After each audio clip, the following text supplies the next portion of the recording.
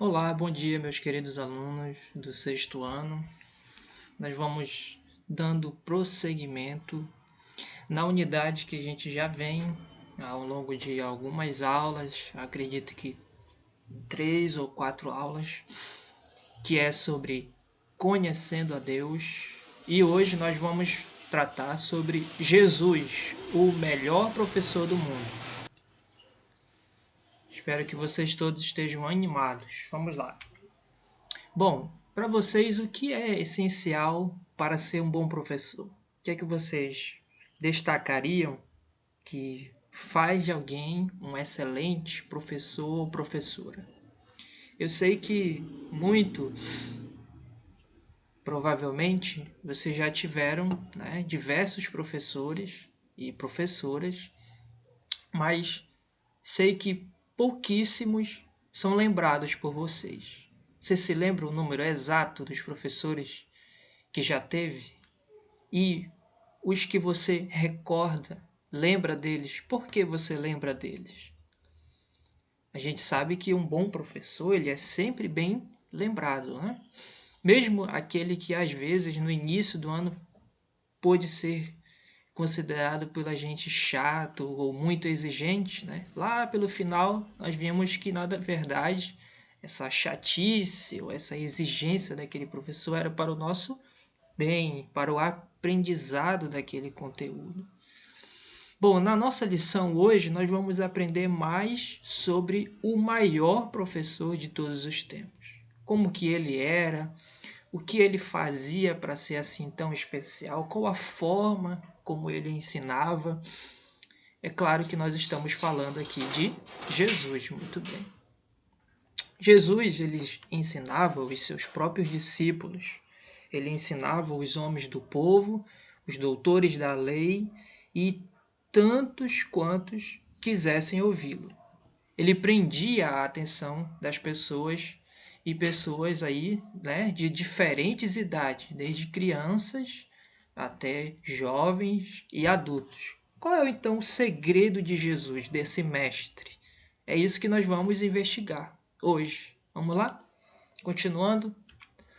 Certa vez, Jesus estava ensinando os seus discípulos e se aglomerou uma multidão também para ouvi-lo. Quando ele terminou, a Bíblia diz o seguinte, lá em Mateus capítulo 7, versículo 28 e 29. As multidões estavam admiradas com a sua maneira de ensinar.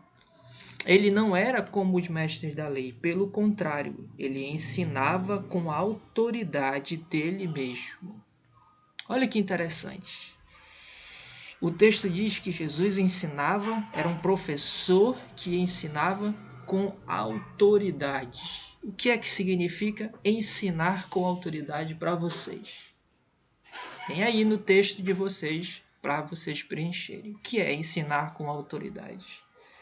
Então, para te ajudar, essa ilustração aqui do lado, né? Aí no texto está abaixo, né? Trata de uma professora que acabou de dar uma aula sobre os malefícios do cigarro. Qual dos dois quadros aí, das duas figuras, mostra que a professora ensinou com autoridade? O primeiro ou o segundo? Primeiro, na verdade. Por que o primeiro? Porque no segundo ela está falando sobre os malefícios do cigarro, mas fumando. Então não tem autoridade para falar sobre o uso proibido do cigarro, se ela está utilizando aquele cigarro. Então ela não está ensinando com autoridade. Então Jesus tinha autoridade ao ensinar porque ele ensinava o que ele vivia. E ele vivia aquilo que ele ensinava. Quando muitas das vezes os discípulos chegaram diante de Jesus, pediram para que ele os ensinasse a orar. Jesus ensinou-lhes a orar, a oração do Pai Nosso, porque ele vivia também em constante oração, né? Jesus só ensinava aquilo que ele vivia. Por isso ele ensina, ele é um professor que ensina com autoridade, por isso ele se destaca dentre todos os professores do mundo. Um outro ponto é que Jesus ensina com muita criatividade. Além dele ter autoridade, dele viver aquilo que ele ensina com muita criatividade. Nos evangelhos nós vamos ver que Jesus contava histórias incríveis, tanto para os seus discípulos, quanto para aquelas multidões de pessoas que viviam o seguindo. Essas histórias são chamadas de parábolas. Você saberia dizer o que são as parábolas? As parábolas são histórias de ficção, não é? Histórias de fantasia que não tem nenhum ensinamento ético ou moral, não é mesmo? Não, né? Nada disso. Nada a ver com ficção ou fantasia. Parábolas são histórias verídicas ou imaginárias que continham um profundo significado para os ouvintes. Então, as parábolas que Jesus conta são histórias do cotidiano das pessoas. São histórias retiradas de elementos da cultura, só que elas tinham um significado profundo, nós diríamos um significado espiritual para os seus ouvintes. Jesus, então, usava coisas simples do dia a dia das pessoas para ilustrar essas suas histórias.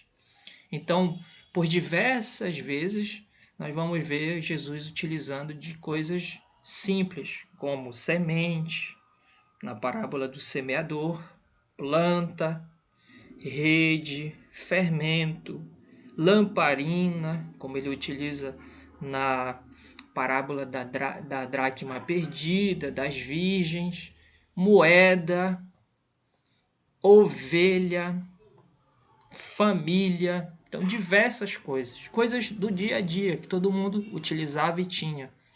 Só que elas tinham um significado profundo por detrás. Essas histórias, então, fascinavam as pessoas pela simplicidade e profundidade. Elas levavam as pessoas a ficarem pensando, a ficarem refletindo e então tomarem suas próprias decisões. A parábola não trazia uma resposta pronta. O ouvinte, então, precisava refletir bastante antes de entender o seu significado. Bom, continuando, uma certa vez, Jesus apontou para uma flor muito linda chamada lírio e também para os pássaros. Para fazer o quê? Ensinar. Ele utilizou do cotidiano para trazer um ensinamento aos seus discípulos que eles não deveriam ficar preocupados nem com o que vestir, nem com o que comer, porque assim como Deus cuida das flores, que estavam lindas, bonitas, cheias de harmonias e perfume, e dos pássaros, ele cuidaria também de cada um deles. Após isso, e após você refletir sobre a parábola do semeador, busca responder com sinceridade que tipo de solo tem sido o seu coração. Um solo que não liga para a palavra de Deus, um solo que até começa a estudar a palavra, mas logo se desanima e a deixa de lado, ou um tipo de coração que conhece as verdades da palavra de Deus, mas prefere seguir sua própria vontade e desejos, sufocando então esses ensinamentos que recebeu. Ou seu coração é um solo fértil, onde você ouve a palavra de Deus e obedece a palavra de Deus e vive sob as bênçãos de Deus. Reflitam sobre isso. E também não esqueçam de fazer as nossas atividades do texto. Procurem, assim que possível, enviá-los também para o aplicativo para que eu possa fazer a minha correção. No mais é isso, gente. Espero que vocês tenham um bom dia, se cuidem. Um forte abraço. Tchau, tchau, gente.